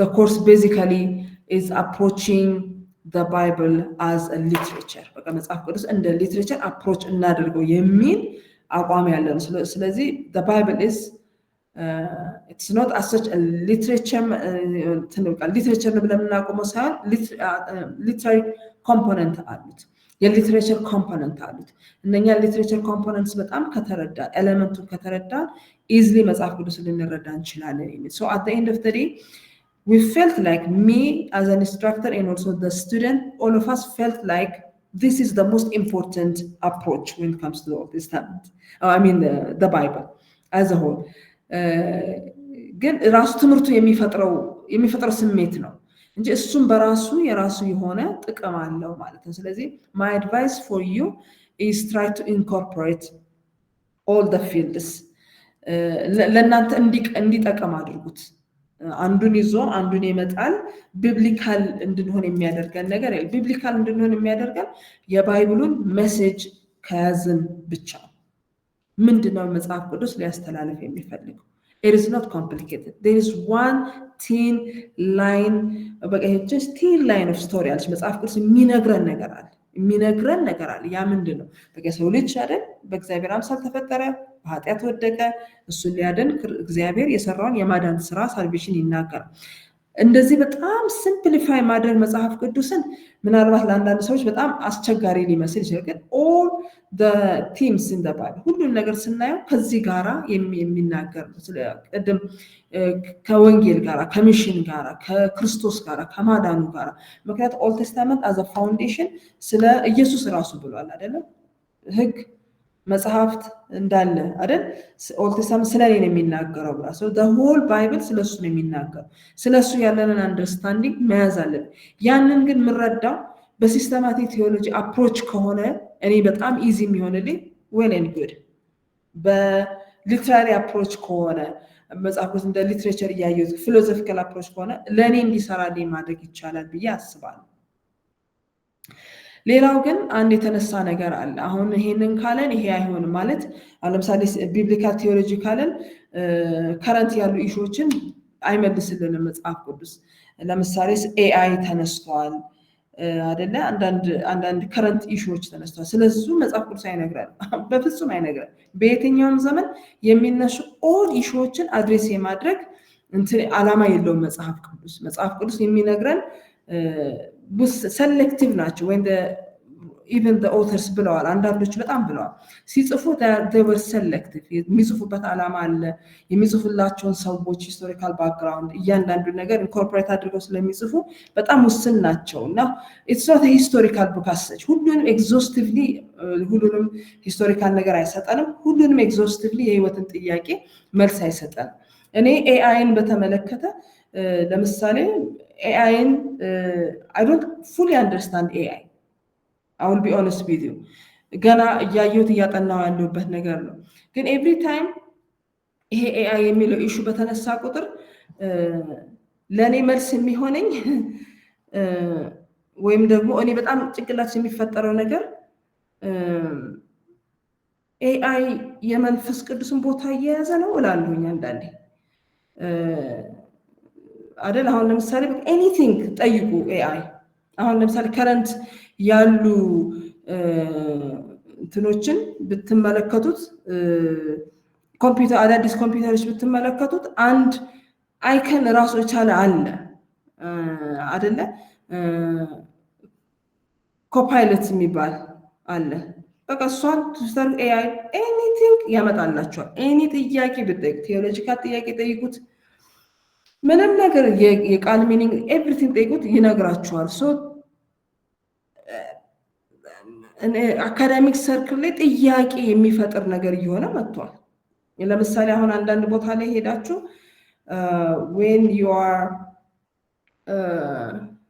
any publication ላይ ብትሄዱ the publishers ያ ካምፓኒ መጀመሪያ የሚላችሁ ነገር ምንድነው? ኤአይ ማቴሪያል ከተጠቀማችሁ አብሶሉትሊ እንትናችሁ ዲስኳሊፋይ ነው የምናደርገው ይላሉ። እና ለምን ሲባል የሰውን ማይንድ አሁን በቃ እየተካው ነው ማለት ነው አይደለ? እየተካው ነው። ምንም እንዳናስብ ማይንዳችንን እንዳንጠቀም፣ እንዳንሰራ፣ ዴቨሎፕ እንዳናደርግ የሚያደርግ ነገር ነው። ኤኒ ጥያቄ ካለን መጽሐፍ ቅዱስን ህይወትን በተመለከተ ኤኒ ጥያቄ ካለን where is the place of the Holy Spirit? መጀመሪያ ኤአይ ነው የሚመጣልኝ ወይስ መንፈስ ቅዱስ ነው የሚመጣልኝ? እኔ በቃ በጣም ፕራክቲካል ሳደርገው ማለት ነው። በጣም maybe it sounds funny for some of you፣ ግን በጣም ፕራክቲካል ሳደርገው ኤአይ ምንድን ነው የሚለውን ነገር ሳይ በቃ እነኚህ ጥያቄዎች አሰች ስፔሲፊክሊ እነኚህ ጥያቄዎች ወይም ሌሎችም ደግሞ ከዚህ በኋላ ሌላ ነገር ቢመጣ ያንን ጥያቄ ስፔሲፊክሊ ይሄ ማለት ይሄ ነው የሚል መልስ ሳይሆን የሚሰጠን in its own way በጣም በቂ የሆነ እግዚአብሔርን ለማወቅ ከእግዚአብሔር ጋር ላለ ሪሌሽንሽፕ ለህይወትና ለአገልግሎት በቂ የሆነ መረጃ ግን መጽሐፍ ቅዱስ ይሰጠናል ብዬ አስባለሁ። ስለዚህ ቢብሊካል ቴዎሎጂ የሚጠቅምበት ቦታ አለ፣ ሲስተማቲክ ቴዎሎጂ የሚጠቅምበት ቦታ አለ። ሁለቱንም ባላንስ አድርገን የምንይዝበት መንገድ ቢፈጠር ይሻላል የሚል አቋም ነው በአሁኑ ሰዓት እኔ ያለኝ። አንዱን ይዘን አንዱን እንጣል የሚል አቋም በአሁኑ ሰዓት የለኝም። ሜቢ አንዳንድ ሰዎች እንደዛ ብለው ሊያስቡ ይችላሉ ወይም ሊናገሩ ይችላሉ። I don't know if I address your question. Yeah, thank you በጣም thank you teacher. ሌላ በዚህ ላይ መጨመር የሚፈልግ ሰው አለ? ማውራት የሚፈልግ ወደ ሌላ አይዲያ ከመሄዳችን በፊት?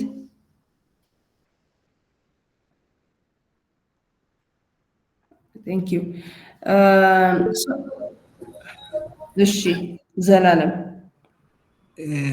መጀመሪያ ይሄን ኮርስ ስንጀምር ያወራ ነው ስለ ታይም አውርተናል እና እሺ ፍሮም ታይምሊ ሂስትሪ እንዴት ሪቮልቭ እንደሚያደርግ አንዱ በኦልድ ቴስተመንት ቴዎሎጂ ውስጥ አንዱ ትልቁ ፕሮብሌም እነዚህ ናሬሽኖቹ የተጻፉበት ወይ ሂስቶሪካሊ ሀፕን ያደረጉበት ረጅም ታሪክ የመሆኑ ነገር አንዱ ብዙ አይነት አፕሮቾችን እንድንከተል ነው የሚወስነው እና በዚህ ዘመን ያለ ጀነሬሽን ደግሞ ምናልባት አሁን ቅድም ዶክተር አንቺም እንዳልሽው ዲፍረንት ነው ማለት ከተጻፈበት ፐርስፔክቲቭ አንፃር አሁን ያለንበት ቴክኖሎጂም ሆነ አስተሳሰብ ናውሌጅም ዌዘር እያደገው ኤዲቶሪየት እያደረገ የሚሆነው እሱ የሪሰርች ሀሳብ ቢሆንም አሁን ግን ይሄ ጀነሬሽን እያሰበበት ያለው ነገር እያደገ እየተለወጠ የሚሄድበት ነገር ሰፊ ነው የሚሆነውና ይሄንን ደግሞ ባይብል ለዚህ ነገር ናሬት አላደረገም ብሎ ደግሞ ማለፉ ምናልባት ብዙ ጀነሬሽንን ሚስ ያስደርገናል ብዬ አስባለሁ ካልፈታልን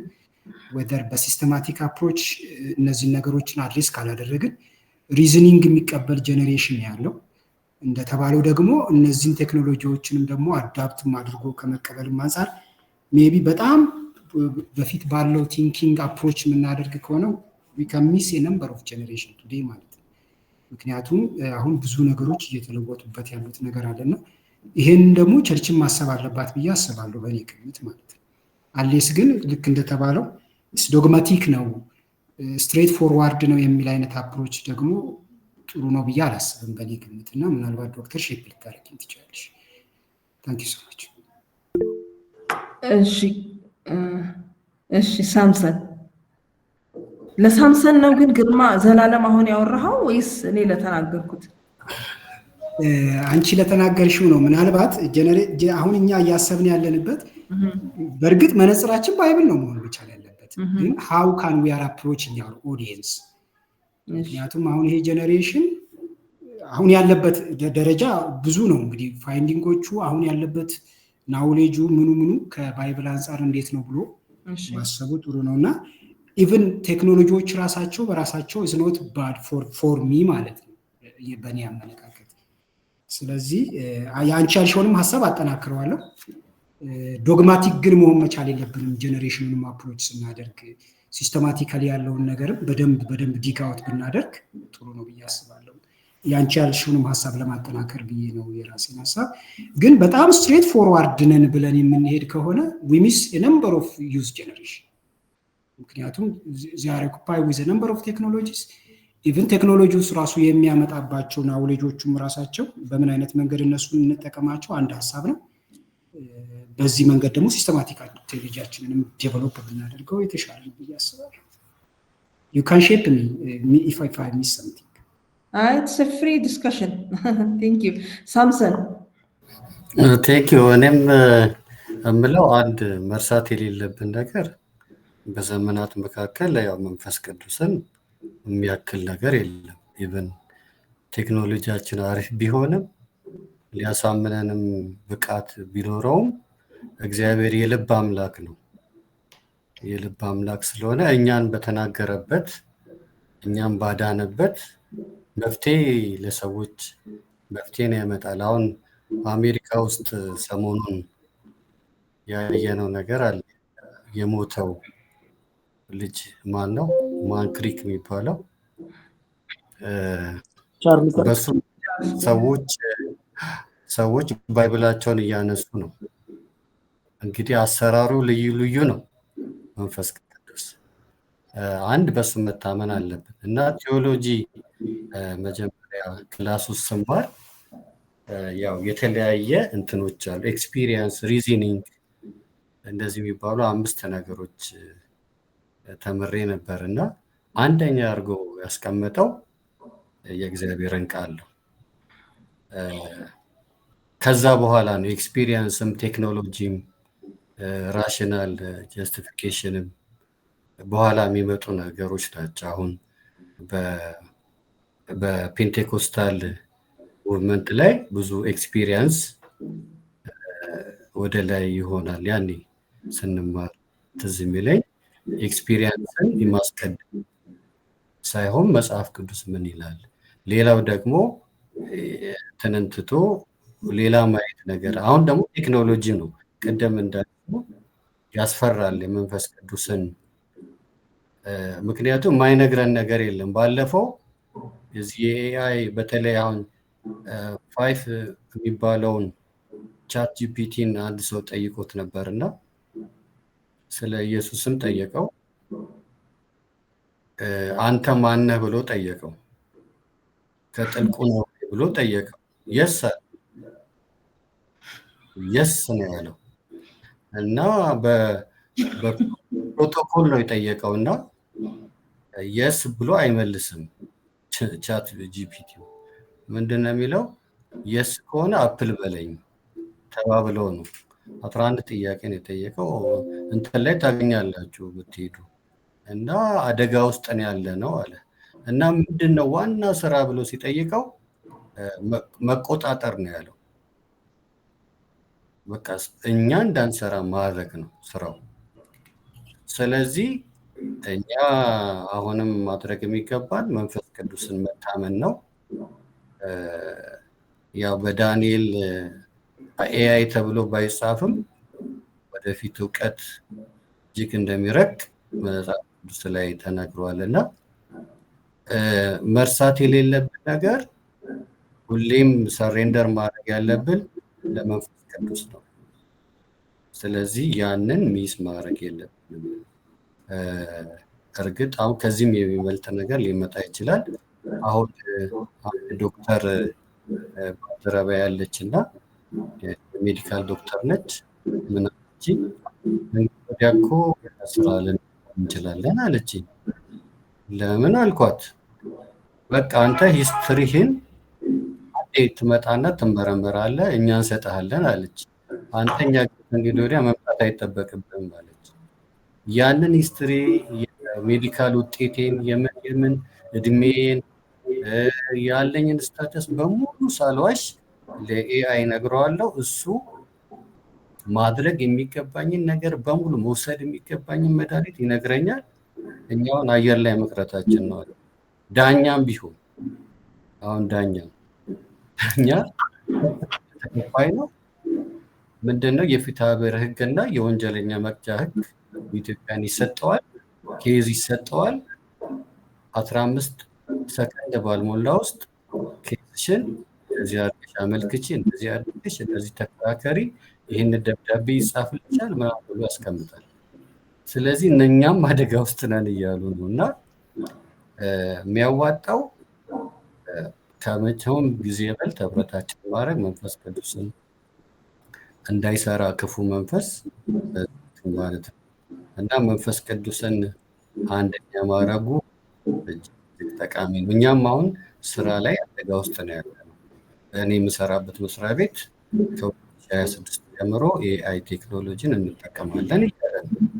ስለዚህ እኛ ደግሞ ሞኒተሪንግ ምናምን ውስጥ ነው የምንሰራው። አደጋ ውስጥ ገብተናል ማለት ነው እና ወደ እግዚአብሔር የምንጠጋበት ጊዜ ነው። ለዛ ነው ሀሳቤ ለመስጠት ይፈልጋል። ቴንክ ዩ። እሺ ያ በመጀመሪያ ስሜ ግሩም ነው። ይቅርታ ግርማ ነው። ችግር የለም። እሺ አስተካክላለሁ ስልኝ ስትካለ። እሺ አይ ቲንክ ጥሩ ሀሳቦች እየተነሱ ነው ያሉት። የመለሽልኝን መልስ በጣም ወድጄዋለሁኝ። አይ ቲንክ እሱን አፕሮች ነው መከተል ያለብን ብዬ ማስበው በግል ማለት ነው። አንዱ አይነት መንገድ ብቻ ኢፌክቲቭ ያደርገናል የሚል እምነት የለኝም። ለምሳሌ ዞር ብለን አሁን ሁሉም አይነት አፕሮቾቻችን ቢብሊካል መሆን አለባቸው፣ ግራውንዳቸው መጽሐፍ ቅዱስ መሆን አለበት የሚለውን መሰረት እንይዝና ሌሎቹን ግን አክሴፕት ማድረግ ግን ግድ ያለብን ይመስለኛል። ለምሳሌ እኔ አሁን የምንቀበላቸውን እንደ ቤተክርስቲያን አቋሞቻችን ብለን የወሰድናቸውን እንኳ አብዛኛዎቹ ፊሎሶፊካሊ የተዋቀሩ ናቸው። ለምሳሌ አስተምህሮተ ሥላሴን ቼክ ብናደርግ ካፖዶሻን ፋዘር ናቸው። እነ ባዚል እነ ጎርጎርዮስ ናንሲናዙ እና ኒሳ እነሱ ናቸው የሰጡን። ማለት ቢብሊካል ነው፣ መሰረቱ ቢብሊካል ነው። ግን ደግሞ ሀው እንዴት ነው ኦፕሬት የሚያደርገው የሚለውን ግን እነሱ ነው እንትን ያደረጉን። እሱን ሪጀክት ማድረግ ምንችል አይመስለኝም በግል ማለት ነው። ስለዚህ ሁሉም ትምህርቶቻችን ቢብሊካል ሲስተማቲክ ቴዎሎጂ የጎዳንን ያህል የጠቀመንም ነገር አለ። ለምሳሌ ጎዳን ብዬ ከማስበው ነገር መካከል አንዳንዱ ቢብሊካል እንዲያው መጽሐፍ ቅዱሳዊ እንዳይሆን አድርጎታል። የሆነ የተዋቀረ ትምህርት ይሰጠዋል፣ እሱን ሰው ብዙ ሊያውቅ ይመስለው አለ። ጉዳት እንዳለ ሁሉ ግን ራሱን የቻለ ደግሞ ጥቅም አለው። ፊሎሶፊካል ቴዎሎጂም በእኛ ቤተ እምነት ውስጥ መሰረታዊ ነገር ነው። ሁሉንም ነገር ሰብስበን መያዝ አለብን። ኢንቴግሬትድ የሆነ ነገር ሊኖርን ይገባል ብዬ ነው ማምነው እና ግን ሁሉም ነገር ቢብሊካል ግራውንድ ሊኖረው ይገባል የሚል እምነት አለኝ።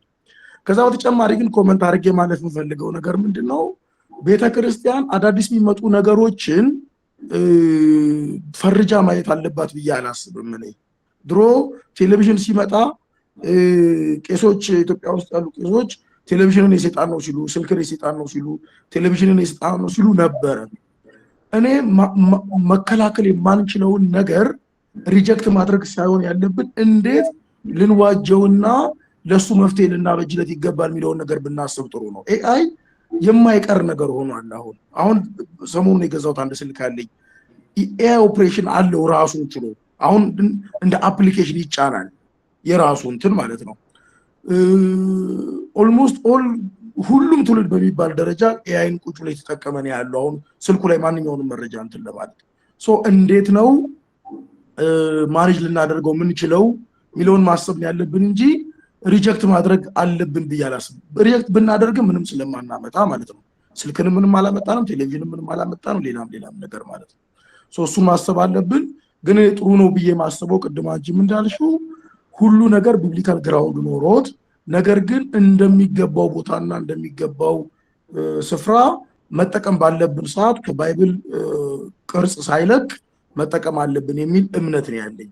እንደዛ ካልሆነ ብዙ ጥያቄዎች ሊያስነሳብን ይችላል። ቤተክርስቲያንም ማትወጣው ጉር ስትገባ ትችላለች ብዬ ነው ማስበው።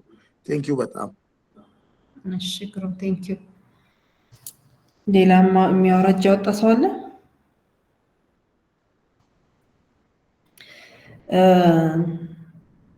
የሁላችሁንም ሀሳብ እጋራለሁ። ዘላለምም ግሩምም ሳምሰም ያላችሁትን ሀሳብ እጋራለሁኝ። I don't know if I sound like that, but I'm not saying that we need to be dogmatic. አፕሮች ሊኖረን ይገባል፣ ነገሮችን መቀበል የለብንም የሚል አቋም አይደለም ያለኝ። እንዳልኩት ሲስተማቲክ ቴዎሎጂም ቢብሊካል ቴዎሎጂም በራሱ አዘ ፊልድ በራሱ የሚጠቅመው ነገር አለ። በሱ ልክ ልንቀርበው ይገባል እንዳልን ሁሉ ኤአይንም በራሱ የሚጠቅመንና የማይጠቅመንን ነገር አይተን መቀበልም አለመቀበልም እንችላለን ወይም አለብን ብዬ አስባለሁ። what I don't like and what I don't really understand is that when it comes to understanding the Bible, አሁን እኛ ስለ መጽሐፍ ቅዱስ ነው እያወራን ያለን። መጽሐፍ ቅዱስን ስለመማር፣ መጽሐፍ ቅዱስን ስለማስተማር፣ ስለ ሁሉ የህይወት አቅጣጫ አይደለም መልስ እየሰጠን ያለው ነው። ኤአይን በተመለከተ even though ኤአይ በሁሉም የፊልድ ውስጥ ቅድም ሳምሰን እንደገለጠው በሁሉም ፊልድ ውስጥ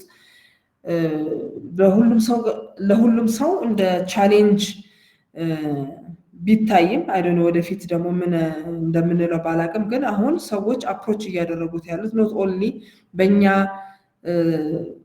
ኮንቴክስት ብቻ ሳይሆን ግሎባሊ ነው የምላችሁ። እኔ ሪሰንትሊ አሁን የአንድ የራይቲንግ ኤንጌጅመንት አለኝ ከሌላ ቦታ የሆነ ማለት ነው።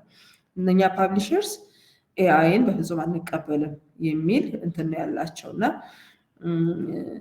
የኛ ብቻ አይደለም ልላችሁ ነው። ቻሌንጅ ኢዝ ናው በሁሉም ቦታ ያለበት ነው። ግን መጽሐፍ ቅዱስ ጋር ስንመጣ ለምሳሌ ቴስት ኬዝ እኔ ከተወሰኑ ሰዎች ጋር ያደረግነውን ነገር ልንገራችሁ። ለምሳሌ አንድ ፓሴጅ ቢብሊካል ፓሴጅ ወሰድን። ያንን ቢብሊካል ፓሴጅ ቁጭ ብለን አጠናን። ምንድን ነው የሚያወራው ብለን ቲሙን አወጣን።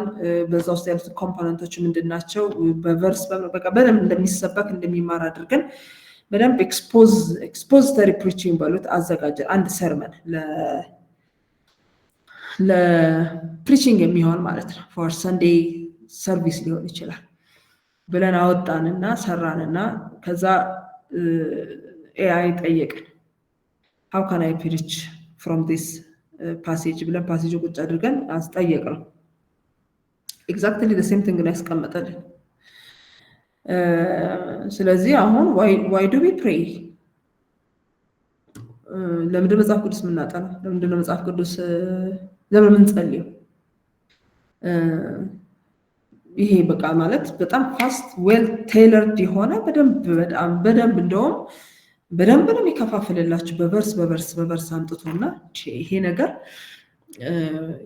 የት ጋ ነው መጠቀም ያለብን መጠቀም የሌለብን? it was challenging for some እንደውም ለአንዳንድ ሰዎች በጣም not only challenging but also በጣም ይሄ የተገዳደራቸው አይነት ነገር ሆኗል። እና ሰውን ከመንፈስ ቅዱስ ጋር ያለን ህብረታ ስለ መንፈስ ቅዱስ መጽሐፍ ቅዱስ ሲናገር ስለ መምጣቱ ተስፋ ሲናገር ያስተምራቸዋል አይደል ያለው፣ ይገልጥላቸዋል፣ ያስተምራቸዋል።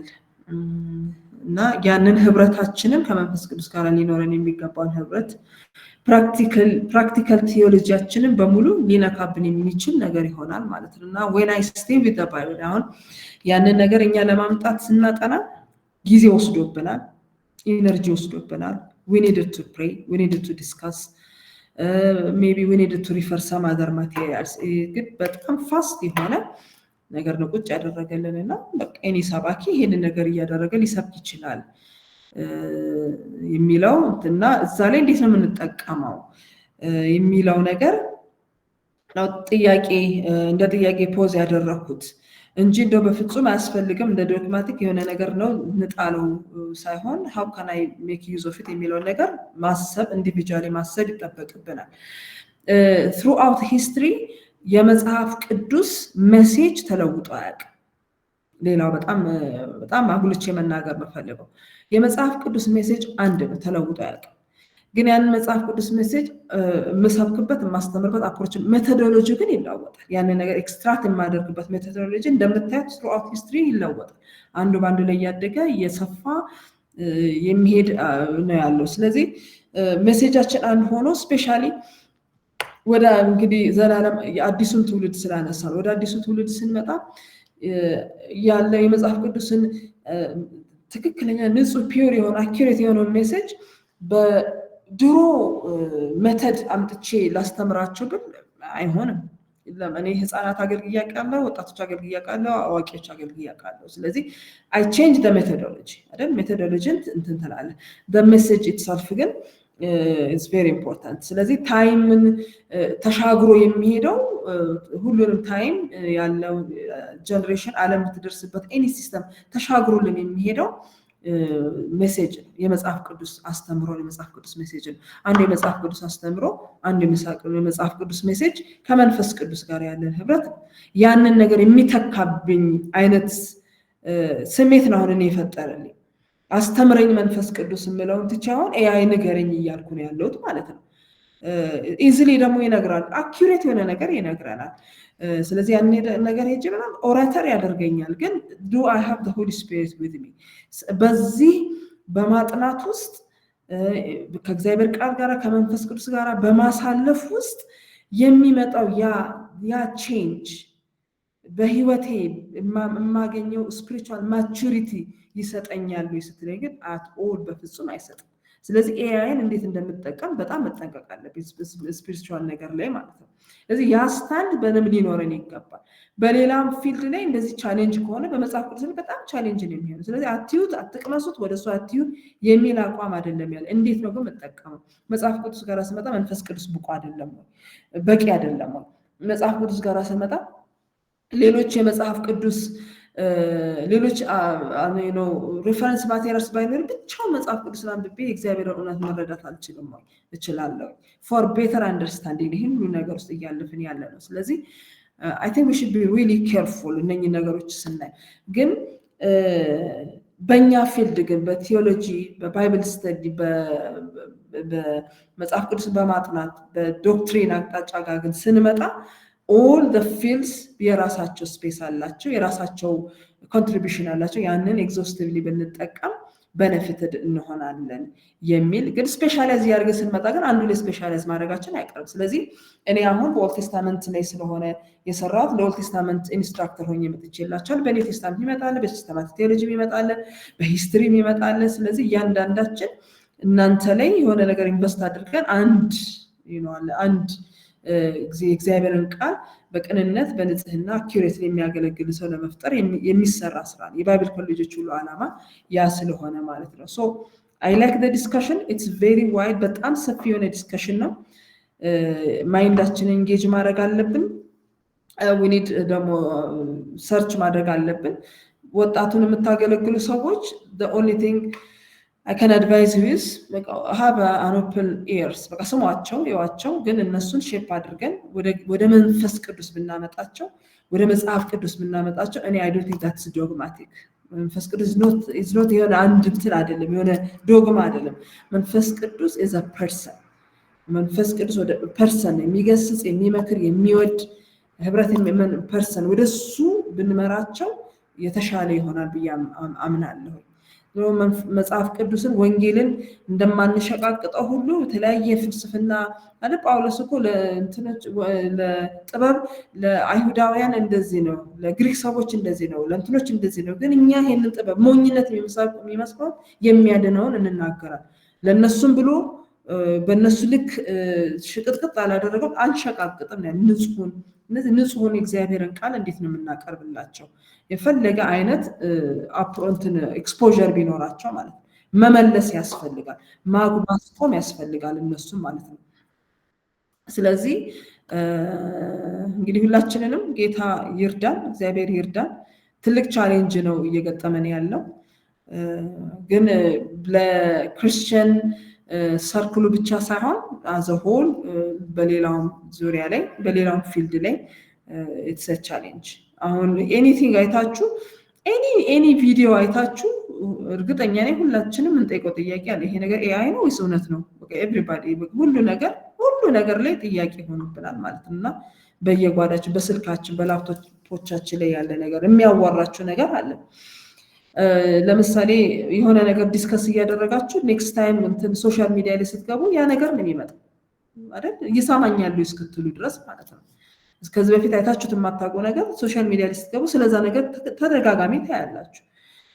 ለምሳሌ ስለ ፈርኒቸር ሰሞኑን ስናወራ ነበር፣ ስለ ፈርኒቸር ቢሮ ስናወራ ነበር። ኤቭሪባዲ እንትኑን ስልኩን ሲከፍት ሶሻል ሚዲያ ላይ ሲገባ የፈርኒቸር መሸጫ ማስታወቂያ በሙሉ የምናየው ማለት ነው። እና ምንድን ነው ይሄ ነገር? ይሄ በጣም I don't know how you see it፣ ግን ለቤተክርስቲያን ትልቅ ቻሌንጅ ነው። ግን እጋራለሁ፣ ዘላለም የሚያልከውን ነገር እጋራለሁ። ብቻ በሁሉም ግን አኪዩሬት የሆነውን የመጽሐፍ ቅዱስ ሜሴጅ ግን አጉልተን ብንይዝ ይሄ በቃ ዘመን ተሻጋሪ መጽሐፍ ቅዱሳችን ውስጥ ያለው ሐሳብ ማለት ነው። ይሄ ነው ያለኝ። ሌላ ጥያቄ ከሌለ አይ ቲንክ ሰዓታችን ሄዷል። ግን አንድ 3-4 ደቂቃ አለ። እሺ አስፋው። አመሰግናለሁ። ይሄ የአይፒ የተባለው እንትኑ ኤአይፒ የመንፈስ ቅዱስን ቦታ መተካት የሚችልበት ምን አይነት አቅም አለው ነው ዋናው ጥያቄ። ምንድነው ምናልባት የሄርሜኔቲክሱን ሌላውን መንገዶች ዘዴዎችን ልነግረን ልገልጽልን ይችል ይሆናል። ግን ሰባኪ ከመስበኩ በፊት እግዚአብሔርን መንፈስ ጠይቆ ነው ምን ልስበክ የሚለው ያለዛ ምላሽ መስጠት ይችላል ወይ የሚለው ጉዳይ ነው ሊያሳስበን የሚገባው ብዬ ለማለት ነውና እስቲ በዛ ላይ የምትዩ ነገር ካለ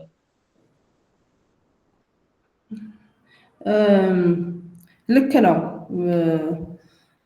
ዴፊኒትሊ በፍጹም አይተካም። አሁን እየተካ ነው ይተካል እያልኩ ሳይሆን በአግባቡ ካልተጠቀምንበት አንቺ ብለሻል እያልኩ ሳይሆን ሰዎች እንደ ነገርን ለመጠቀም የሚያስቡበት ሁኔታ ቢኖር እንዴት ሊተካው ይችላል ብሎ አምነው ነው ለማለት ምንድነው አሁን ሁለት አይነት ወይ ለምሳሌ ሁለት አይነት ወደ ጉባኤ መልእክትን የምናመጣበት ሁለት አይነት መንገድ ሊኖር ይችላል። አንዱ መንፈስ ቅዱስም እንትላለህ ብለን ሌላው ደግሞ ሲምፕሊ አሁን ከዴይሊ ዲቮሽኖቻችን ካነበብነው አንዱን ሐሳብ አንስተን ልንናገር እንችላለን። ሁሉንም እንሰብከው ነገር ስለዚህ ጉዳይ መንፈስ ቅዱስ ስበኪ ብሎኝ ነው ካልን በጣም ስትሮንግ የሆነ ሪሌሽንሺፕ አለን።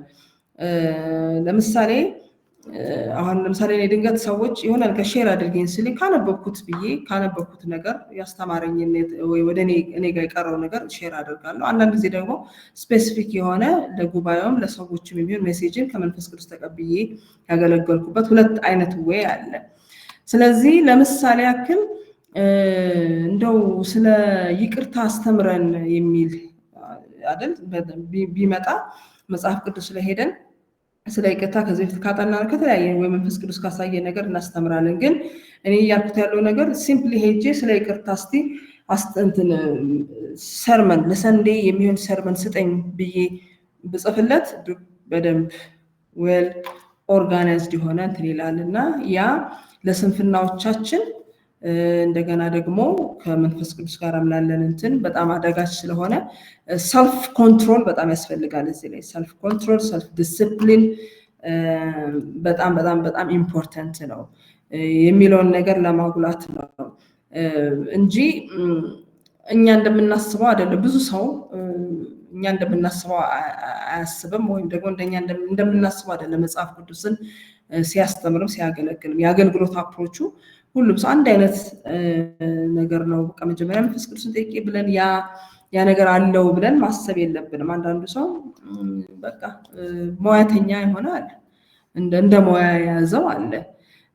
ከዚህ በፊት የሆነ ሰውን ሰርመን ጉግል አድርጎ ያንን ነገር ወስዶ ያስተምር እንደነበረ አሁን ደግሞ ይሄንን አተጠቅሞ እንትን ሊል ይችላል። ስለዚህ በጣም ሰልፍ ዲሲፕሊን በጣም ያስፈልጋል።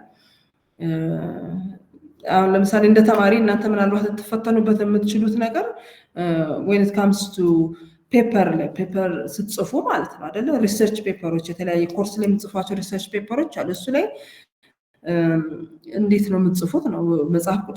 መጽሐፎችን አገላብጣችሁ የተሰጣችሁን ኢንስትራክሽን ተከትላችሁ ነው የምትጽፉት ወይስ አብሶሉትሊ ስጠኝ ብትሉት ያመጣላችኋል? ኤኒ ፕሮፖዛል ብትጠይቁት አሁን ያመጣላችኋል።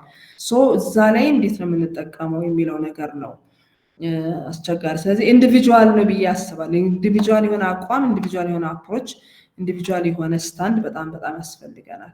ሰልፍ ኮንትሮል በጣም ያስፈልገናል ብዬ አምናለሁ።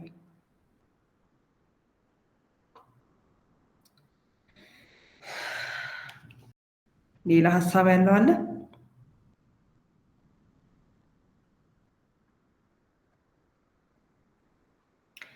ከሌለም በሚቀጥለው ሳምንት ከካይዘር እንጀምራለን። ቶሎ ብለን አትሊስት የመጀመሪያውን ሀሳብ ለመጨረስ እንሞክራለን።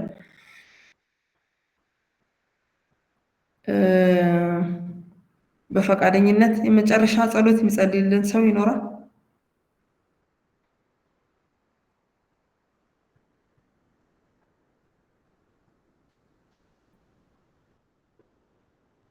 እሺ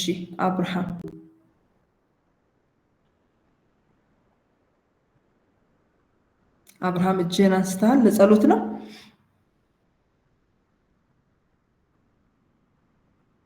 ድምጽ አይሰማን።